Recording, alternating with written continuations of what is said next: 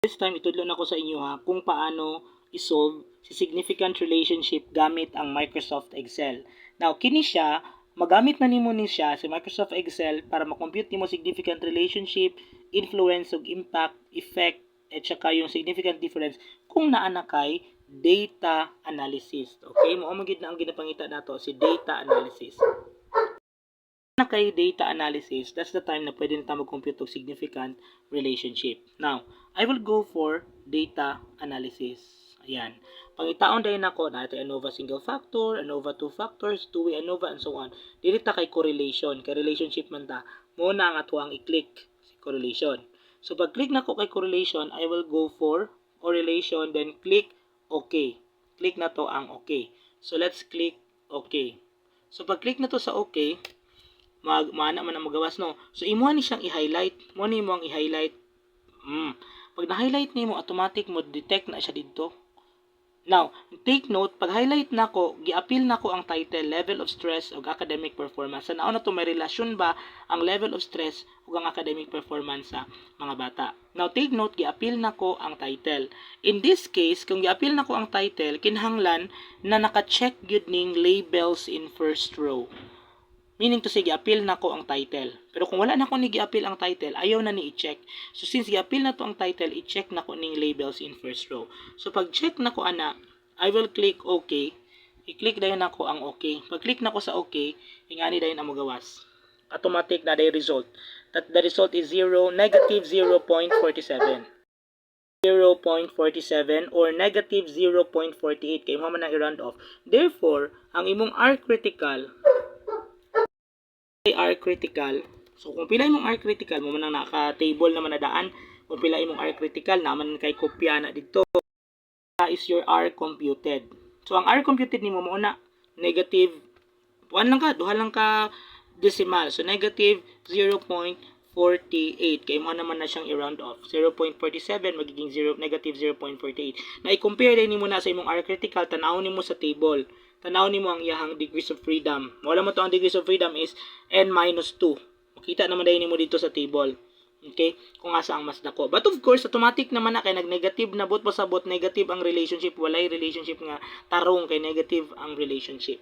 Okay? So ingana lang. Kani siya, makita lang nimo ni ang solving, dito lang nimo i-attach sa imong attachment sa appendices lang sa tabulation part. Pati ni ang ini sa tabulation part na siya nimo makipakita. Ang imo lang ipakita dito sa Chapter 4 is only katong table lang sa summary. Okay? Then ang explanation. Now, kana siya sa relationship.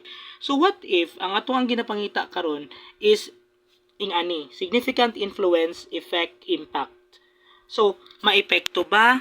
Ma-impact ba? Maka-influence ba? So, ato tan-awon diri kung may effect ba ang level of parental support paadto dito sa self-confidence sa mga bata. So, assuming mauna ni siya ang mga raw data, gikan na siya sa respondent 1, ang overall nga score niya sa iyang questionnaire, ang weighted mean niya is 4. Sa respondent 2, ang overall niya is 5. Tapos, ang grade niya, ay ang self-confidence po niya nga overall is 4. Ito man ni sa imong questionnaire nga solving, kaning number of respondent. Assuming natay 7 ka mga respondent. Tanaw na to kung maka-influensya ba ang level of parental support sa level of confidence. Sa gani ang gamiton, we are going to use the linear regression analysis kay effect, impact, and influence man. So, regression na po ang atong gamiton. So, ato na po ta sa data, click data, and then go for data analysis. Ato na po ta kay data analysis. Now, paabot nimo kay data analysis, pangitaon nimo diha si regression. Pangitaon nimo nan mo na ni gawas na si regression, then double click regression, mugawas dayon si y range and x range. Okay, now diri kay y range, si x range and y range. Now usually kini man gyud ang ato ang ginabutang na x and y nato. So example, si y nato mo ni siya si self confidence. Okay, sample lang ha. Ayan, self confidence.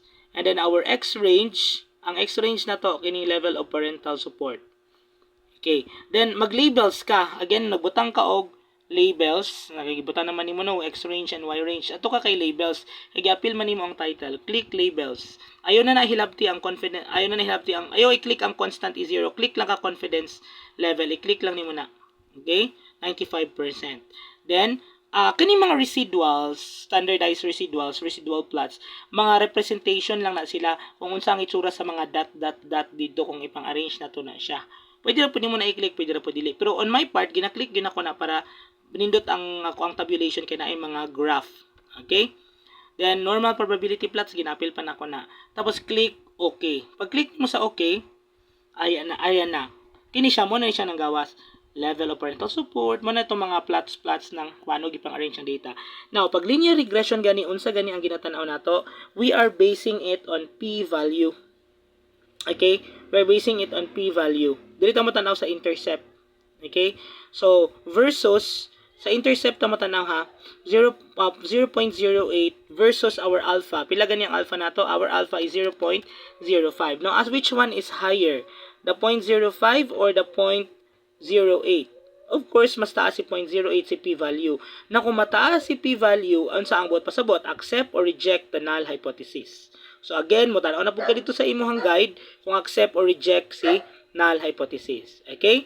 So yung ana lang. Now kini siya nga tabulation, kana siya nga solving, pwede nimo ni siya i-screenshot. Pwede para dili na ka mag-type, ibutang nimo dito sa imuhang attachment. Ibutang nimo sa imong attachment sa appendix nimo sa tabulation part. Okay? Ingana lang ang pag-regression analysis. Now, what if sir, kung ang aktuan na pud karon is dili na pud ko mag-focus sa mga influence impact, kung man ka sa relationship, kung man ka sa influence effect ug impact, dito na pud ko sir sa what if significant difference. O pareha ani. Significant difference. May pagkakaiba ba ang level ng stress ng St. Paul sa St. Francis, St. Luke at saka Edison? So kunwari mo na ni natay 10 ka mga respondent. Mo ni ang mga level sa respondent 1 sa St. Paul na siya 3.25. Sa respondent 1 sa St. Francis na siya 5 ang iyaha. Kunwari nagkuha ka per section ba og 10 lang na ha. 10 sa St. Paul, 10 sa St. Francis, 10 sa St. Luke, 10 po sa Edison. So, sa respondent 1 sa St. Paul mo na, respondent 1 sa St. Francis mo na. So, example na siya 10. Tanawan nimo kung may pagkakaiba ba. Okay. Now, paano na siya? Ato na po gihapon ka sa data. You click the data and go for data analysis. Paabot nimo sa data analysis. Click analysis. Click na po nimo si ANOVA single factor. Okay? Then click okay. So, mugawas din na siya, blanco na siya, no? Then, assuming wala pa na siya naka-check ang labels, sample lang kay mga laptop, wala pa mo gina naka-check diha. At doon nimo ni click nimo na din ha, naka-click naman na siya, di ba? Imuha na dayon ning i-highlight. Ayaw iapil lang nasa taas, diri ra ka. Kanang mga title lang sa mga section. Then highlight hangtod sa 10. Naka-highlight na. Pag human nimo highlight, automatic nakabutang na siya diha. Next, since giapil nimo ang mga title, giapil nimo pangalan sa section, i-click nimo ang labels in first row. Click the labels. Remember, this is analysis of variance. And then si alpha, nakabutang na si alpha dira, ayaw na siya tanduga. Then click okay. So sa pag-click nimo sa okay, mugawas na dayon ang result nato. So nigawas na ang result na ang ato ang F critical is 2.86. Then si F computed nimo is 0.19.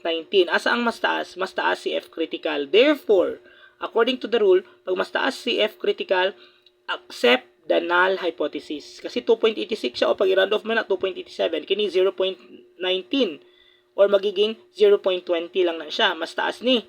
Therefore, accept the null hypothesis. There is no significant difference. So, ingana lang po. Again, kini siya ang computation. Makita ra ning i-attach. Screenshot lang na nimo po. Di na ka gusto mag-type.